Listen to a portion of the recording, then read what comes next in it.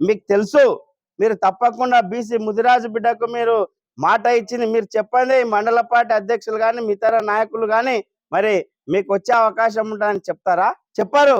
అధిష్టానం సూచన మేరకే కింద మండల స్థాయి వాళ్ళు ఆ విధంగా వ్యవహరిస్తారు తప్పిస్తే సొంత నిర్ణయాలంటూ పార్టీ పరంగా ఎవరు ఉండవు. ఇది వ్యక్తిగత విషయం కాదు. ఇది ఒక వ్యవస్థ ఉంటది.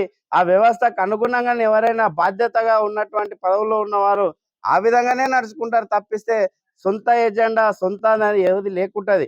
కేవలం మీరు చేసింది ఏంటంటే తిరుపతి రెడ్డి గారు కానీ సీఎం రేవంత్ రెడ్డి గారు కానీ వారి సామాజిక వర్గానికి చెందినటువంటి కొత్తపల్లి మండలానికి చెందిన కొంతమంది నాయకులు, మద్దూరు మండలానికి చెందిన కొంతమంది నాయకులు వారి సామాజిక వర్గానికి చెందినటువంటి వారు చెప్పిన పేరునే ఈరోజు మీరు ఫైనల్ చేసిండ్రు. అంటే ఎందుకంటే రేపు రాబోయే రోజుల్లో మా చేతి కింద మేము చెప్పిందే నడవాలి, మేము చెప్పినట్లనే చైర్మన్ నడుచుకోవాలి, కీలుబొమ్మగా మా చేతిలో ఉండాలనే ఉద్దేశంతో మీరు ఈరోజు మీరు ఆలోచన చేసి మీరు చెప్పిన వ్యక్తికి మీ సామాజిక వర్గం వాళ్ళు చెప్పిన వ్యక్తికి ఈరోజు చైర్మన్ పదవి ఇచ్చిండ్రు తప్పిస్తే ఇందులో ఎలాంటి సంశయం లేదని చెప్పి సందర్భంగా తెలియజేసుకుంటూ